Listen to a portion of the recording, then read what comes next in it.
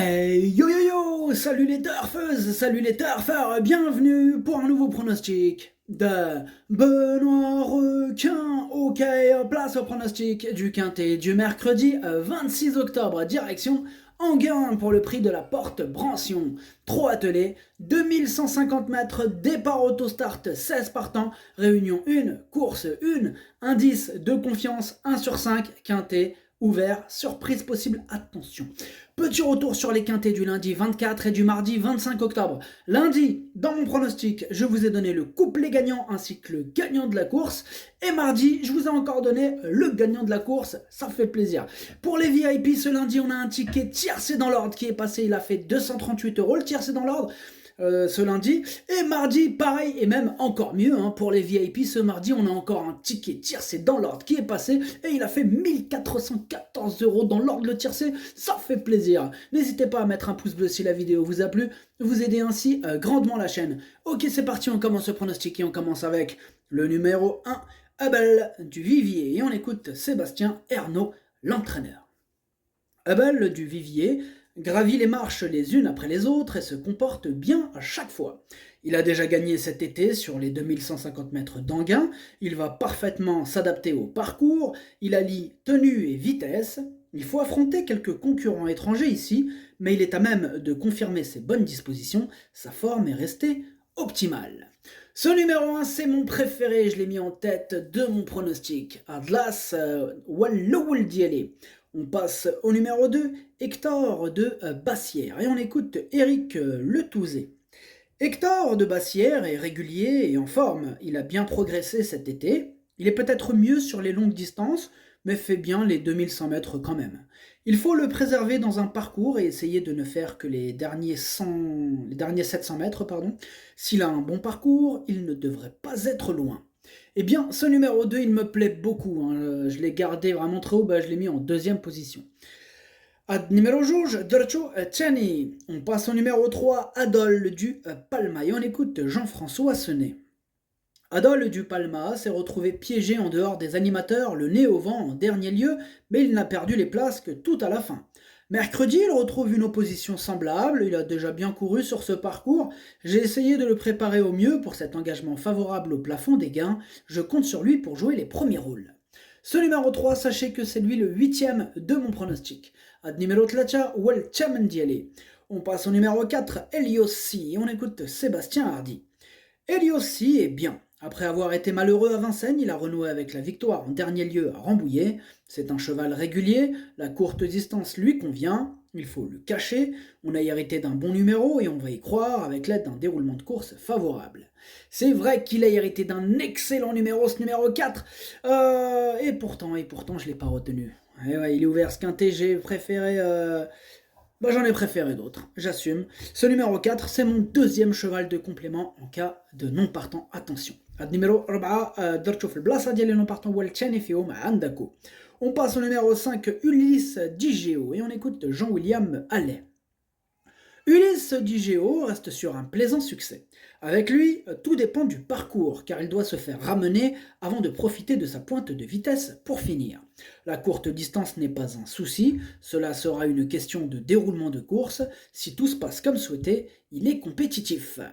Ce numéro 5, je ne l'ai pas gardé non plus, c'est mon gros regret, c'est mon cheval de complément en cas de non partant.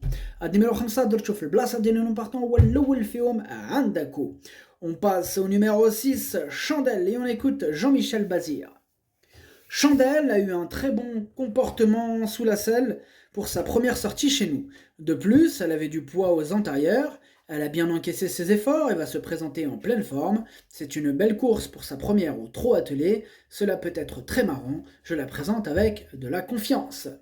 Ce numéro 6 me plaît pas mal, je l'ai gardé assez haut en 5e position. Ad numéro 7, Dercho James. On passe au numéro 7, Héroïne du Gîte, et on écoute Léo Abrivard. Héroïne du Gîte s'est retrouvée loin par le jeu des relais en dernier lieu. Elle n'est peut-être pas aussi tranchante que l'hiver dernier, l'engagement est correct, mais elle va bénéficier de meilleures conditions de course face uniquement aux juments le 7 novembre. Elle va défendre ses chances, mais dans ce lot, elle n'aura pas la partie facile. Ce numéro 7, je ne l'ai pas retenu, j'en ai préféré d'autres, mais ce quintet est ouvert. En cas de défaillance, ou même à l'issue d'un bon parcours, pourquoi pas, c'est pas non plus une totale impossibilité. C'est pas une première chance, c'est pas une totale impossibilité, du coup elle se retrouve à l'arrière de ma petite liste des possibles casseurs de tickets repérés, attention. النمرة 7 درتو في البلاصة ما درتوش لأن عندكو يقدر يغرس التيكيات. On passe au numéro 8, Autun, et on écoute Vincent Lebarque. Autun est revenu au top cet été. Sa dernière course à Vincennes est bonne. Il n'a été devancé que dans les derniers mètres. Depuis, il a repris de la fraîcheur en vue du meeting d'hiver. Il n'est pas affûté pour cette petite rentrée. Cette sortie va lui permettre d'arriver au mieux pour un bel engagement le 3 novembre. Ferré, il est préférable de l'écarter. Eh bien, en tout cas, moi, c'est ce que j'ai fait. Ce numéro 8, je ne l'ai pas retenu. Numéro 8, Mother Chosh. On passe au numéro 9, Blue Ice Bar. Et on écoute Mathieu Abrivard. Blue Ice Bar était fatigué au printemps après avoir enregistré de bonnes performances face à de bons chevaux. Il a du travail derrière, il a du travail derrière lui et je l'ai amené travailler sur des hippodromes, mais je pense qu'il va manquer d'une vraie course. Cela dit, il a hérité d'un numéro favorable en seconde ligne et il reste en mesure de s'immiscer dans le quintet.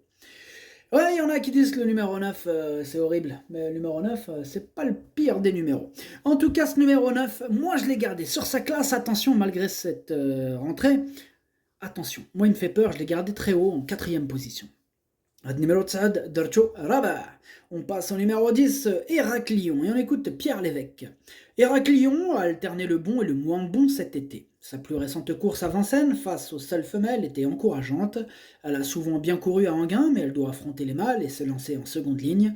Sa tâche se complique donc, d'autant qu'elle restera ferrée. Il faudra la suivre pieds nus et face aux seules juments. Ce numéro 10, je ne l'ai pas retenu. Numéro 10, Mother Chosh.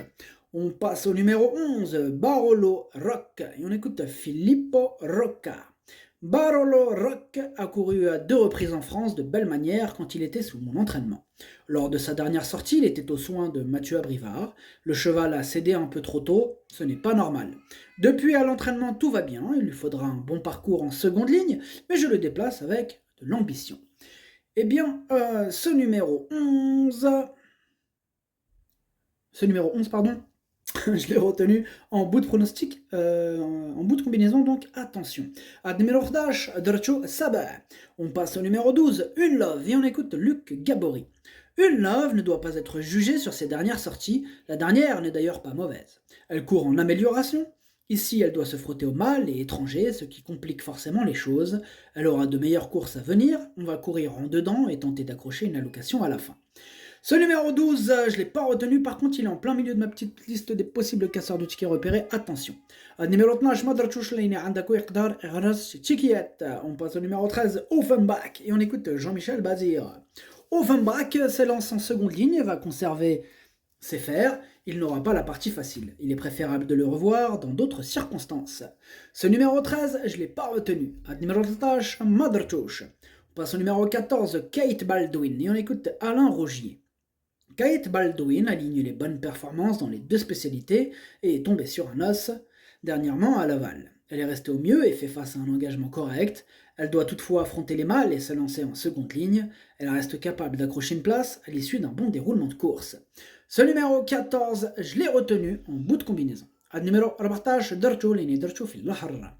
On passe au numéro 15, Hercule de Léo, et on écoute Alexandre de Jésus. Hercule de Léo s'est bien comporté en dernier lieu, il n'est pas trop bien parti, se retrouvant un peu loin, puis a bien fini dans une arrivée groupée. Il est peut-être un peu meilleur sur 2100 mètres que sur 2700 mètres. S'il peut se faire ramener et garder sa pointe de vitesse, sa place est à l'arrivée. Ce numéro 15, c'est un regret, c'est le chef d'ailleurs de ma petite liste des possibles casseurs de tickets repérés, attention. Numéro 15, Mother Chosh, on passe au numéro 16, Benvenuto Par. On écoute Franck Nivard. Benvenuto Par, eh bien, il faut que cela se passe bien en seconde ligne derrière l'autostart. Normalement, il a une bonne chance, d'autant qu'il évolue sur sa distance. Eh bien, moi, ce numéro 16, il me plaît beaucoup. Je l'ai gardé très haut en 3e position. Il peut faire mal. Numéro stage, Dercho Chalet. Le pronostic, ça donne As, 2, 16, 9, 6, 14, 11. Merci d'avoir suivi cette vidéo. N'hésitez pas à mettre un pouce bleu si la vidéo vous a plu. En plus, ça aide beaucoup la chaîne. Pour accéder à tous mes tickets pour la course du Quintet, rendez-vous directement en description de la vidéo. À jouer avec modération. Bonne chance. Chopez-le-moi. Ciao.